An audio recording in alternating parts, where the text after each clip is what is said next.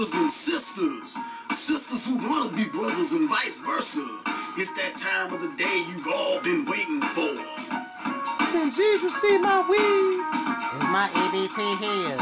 No, you dumbass. It's the moment of reason with your host, Big B Kel. This is Big B Kel here with a moment of reason update. I got this from my man Terrence Fuller from Evanston, Indiana, and it's a story about love and hip-hop star Stevie J, who was arrested a few days ago for owing back child support. In fact, it states that he owes $1.1 million to the mother of his first two children. Of this $1.1 million, I am quite sure that a sizable portion of that total amount is all the fines that have been stacked up month after month.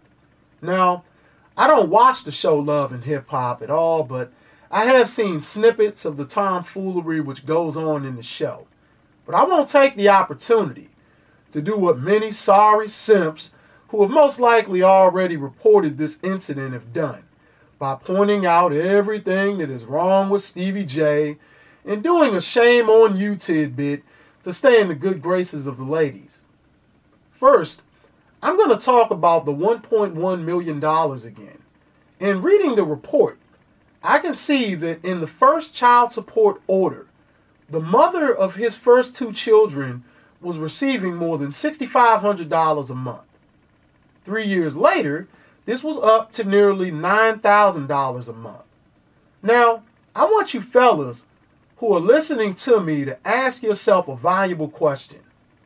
Why don't any of these women who receive this sort of money save any of the money for moments in the future when the fathers of their children become unemployed, or they just find another hustle that's under the table? See, you simps and feminist trolls who come to my channel refuse to acknowledge the fact that these single mothers are just as guilty as the so-called deadbeat daddies, because if you're receiving more than $100,000 a year in child support, why don't you save a substantial amount of that for a rainy day or on the kids' futures?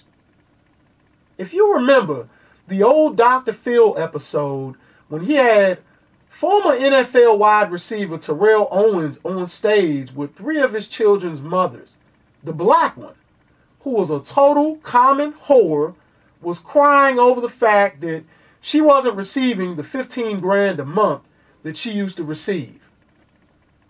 I know that most of you are barely educated because you're running around with diplomas from these dilapidated American high schools, but do some simple math. That's 180 grand a year this woman was getting.